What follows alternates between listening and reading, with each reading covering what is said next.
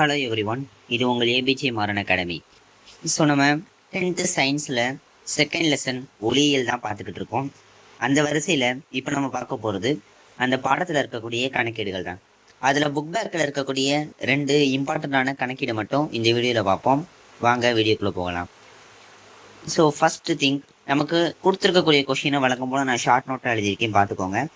So உங்களுக்கு full question வேணும் அப்படின்றப்ப புக்கை அல்லது நீங்கள் யூஸ் பண்ணுற கைடு ரெஃபர் பண்ணிக்கோங்க. நமக்கு கொஷின் என்ன கொடுத்துருக்காங்கன்னா, F equal to 10 centimetre, you equal to -20 centimetre. அதாவது குவிய தூரம் வந்து 20 சென்டிமீட்டர்னு கொடுத்துருக்காங்க. நமக்கு பொருள் இருக்கக்கூடிய தொலைவு, நம்ம லென்ஸ்லேருந்து பொருள் இருக்கக்கூடிய தொலைவு 20 சென்டிமீட்டர், -20 சென்டிமீட்டர் கொடுத்துருக்காங்க. நிறைய பேருக்கு என்ன டவுட்னா, எதுக்கு நம்ம வந்து மைனஸ் ப்ளஸ் யூஸ் பண்ணுறோம்? இந்த குறியீடுக்கான விளக்கம் என்ன அப்படின்னா, அது வந்து கார்ட்டீசியன் ரூல். அது இந்த 2 கொஷின் நம்ம பார்த்து முடிச்சக்கப்புறம் நான் உங்களுக்கு அந்த ரூல்ஸ் தெளிவாக சொல்கிறேன். ஸோ ஃபஸ்ட்டு பாருங்கள், யூ வந்து -20 சென்டிமீட்டர் சொல்லி கொடுத்துருக்காங்க. நமக்கு ஆடி சமன்பாடு இதான் ரொம்ப important. 1/f equal to 1/v - 1/u. இந்த ஃபார்முலா தெரிஞ்சிச்சுன்னா உங்களுக்கு இதை ஈஸியாக சால்வ் பண்ணிடலாம்.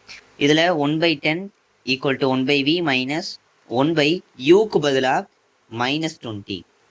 ஏன்னா இங்கே -20 சென்டிமீட்டர், அவன் கொடுத்துருக்கிறது வெறும் 20 தான் கொடுத்துருப்பான். இது ப்ளஸ்ஸா மைனஸான்னு நீங்கள் தான் டிசைட் பண்ணுற மாதிரி இருக்கும். So -20 centimetre. இப்போ நமக்கு வி வேணும் அப்படின்றப்ப நான் வி அங்கிட்டு கொண்டு போனால், இது வி அங்கிட்டு கொண்டு போனால் மைனஸாக மாறும், இது எங்கிட்ட கொண்டு வரப்போ இதுவும் மைனஸாக மாறும். ஸோ மைனஸ் இல்லை, சிம்பிளாக நீங்கள் லாஜிக்காக புரிஞ்சுக்கணும்னா அதை எங்கிட்ட கொண்டு போங்க. இது எங்கிட்ட கொண்டு போனால் 1/10 ப்ளஸ் 1/-20 சொல்லி கிடைக்கும். டேரெக்டாக இந்த ஸ்டெப் வந்துடும். நான் என்ன பண்ணேன்னா, இதை எங்கிட்ட கொண்டு போயிட்டு எல்லாத்தையும் மைனஸால் பெருக்கி ப்ளஸ் பண்ணேன்.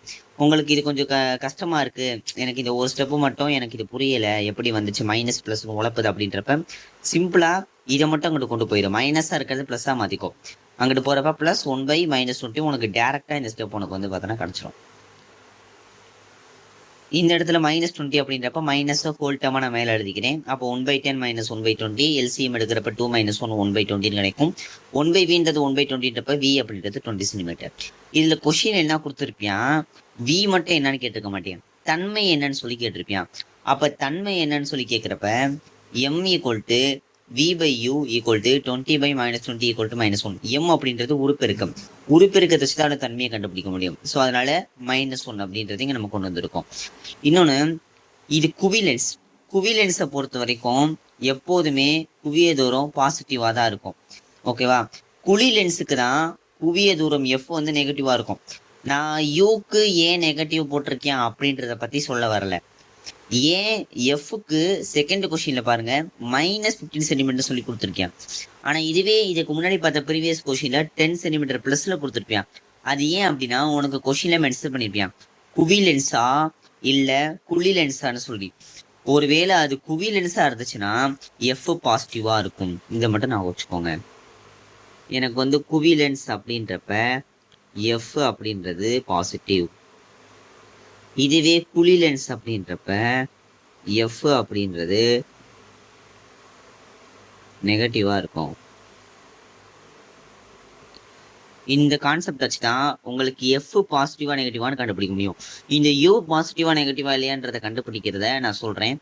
ஸோ இப்போ இந்த கொஸ்டினை பாருங்க, யூ ஈக்குவல் டு -10. இதில் டேரெக்டாக பிம்பத்துடைய உயரம் h' கேட்டிருக்கேன், பொருளோட உயரம் கொடுத்துருக்கேன். இவங்க சொல்லியிருக்கிறது இது ஒரு குழி லென்ஸ் அப்படி சொல்லி கொஸ்டினில் மென்ஷன் பண்ணியிருக்கேன். அப்போ வழக்கம் போல் நான் வி கண்டுபிடிக்கலாம். வியை நான் வழக்கம் போல் கண்டுபிடிக்கிறப்ப 1/f இங்கே கொண்டு போயிடும், இங்கே போகிறப்ப ப்ளஸ் 1/u. இப்போ சப்ஸ்டியூட் பண்ணுறப்ப எஃப்க்கு பதிலாக -15 பதிலாக -10. எல்சிஎம் எடுக்கிறப்ப எனக்கு -2 -3 கூட்டுறப்ப -5/13 கிடைக்கும். எனக்கு அடிச்சு கொடுக்குறப்ப -1/6 கிடைக்கும். அப்போ வியோட வேல்யூ -6 சென்டிமீட்டர் அப்படின்னு சொல்லி நமக்கு கிடைக்குது. ஆனால் அவன் நமக்கு கேட்டிருக்க கொஷின் வி என்னன்னு சொல்லி கேட்கல, உருப்பெருக்கம். அதாவது உருப்பெருக்கம் கிடையாது, பிம்பத்தோடைய உயரம் h' என்னன்னு சொல்லி தான் கேட்டிருக்கேன்.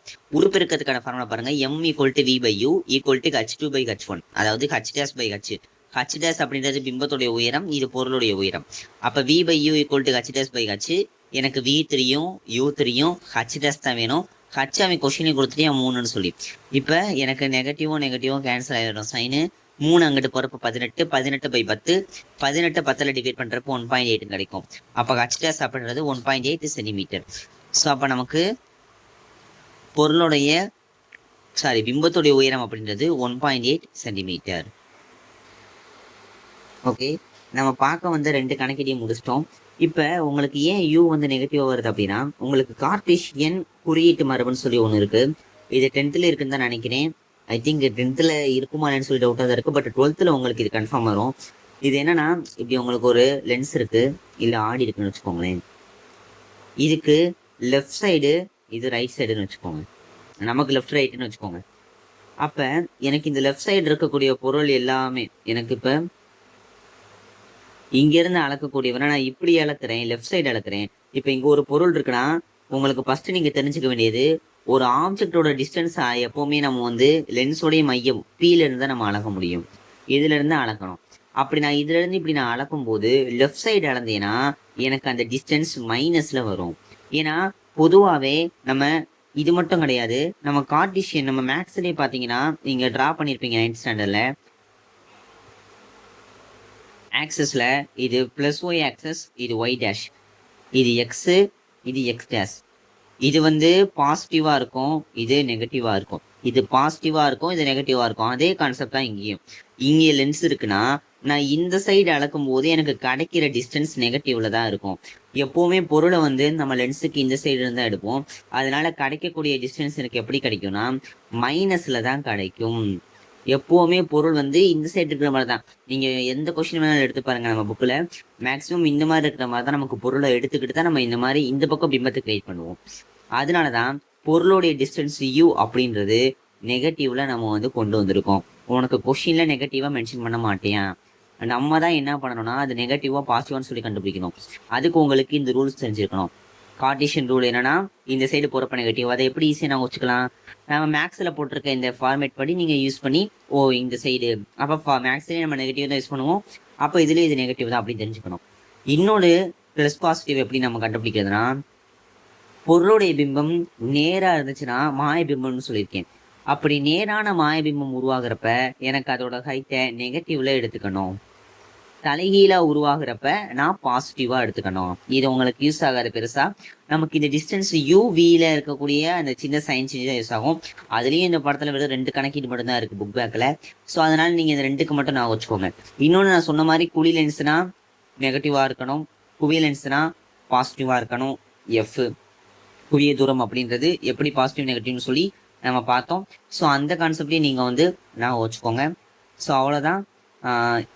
இன்றைக்கி நம்ம வந்து பார்த்தோன்னா 2 கணக்கீட்டை முடிச்சிருக்கோம். இது போல் உங்களுக்கு வேறு ஏதாவது கணக்கீட்டு இருந்துச்சுன்னா சொல்லுங்கள், அதையும் நம்ம சால்வ் பண்ணி போடுறோம். ஸோ நம்ம வந்து ஃபிசிக்ஸில் இப்போதைக்கு நம்ம இயக்க விதிகள், ஃபர்ஸ்ட் லெசன் இயக்க விதிகள் நம்ம முடிச்சிட்டோம். செகண்ட் லெசன் ஒளியியலையும் நம்ம முடிச்சிட்டோம். அதாவது சயின்ஸில் 10th சயின்ஸில் இருக்கக்கூடிய ஃபிசிக்ஸில் 2 டாபிக் கவர் பண்ணிட்டோம். இப்போ அதுக்கடுத்து நம்ம போக போகிறது கெமிஸ்ட்ரி. கெமிஸ்ட்ரியில் அடுத்த அணுக்களும் மூலக்கூறுகளும் அப்படி சொல்லி அதில் ஒரு 2 டாபிக் கவர் பண்ணிவிட்டு அடுத்து பயாலஜி. அதுக்கடுத்து நம்ம நார்மலாக பார்க்கக்கூடிய தியரி டைப் கொஸ்டினை பார்ப்போம்.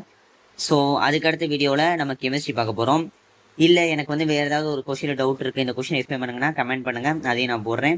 ஸோ இதே போல் வீடியோக்கள் தொடர்ந்து வர நம்ம சேனலை சப்ஸ்கிரைப் பண்ணிக்கோங்க. நோட்டிஃபிகேஷன் கிடைக்கணும்னா பெல் ஐக்கானை கிளிக் பண்ணிக்கோங்க. அப்படியே ஒரு லைக்கை தட்டி விட்டுருங்க. உங்களுக்கு தெரிஞ்ச ஸ்டூடெண்ட்ஸுக்கோ உங்கள் ஃப்ரெண்ட்ஸுக்கோ இந்த வீடியோவை ஷேர் பண்ணிடுங்க. தேங்க்யூ ஃபார் வாட்சிங்.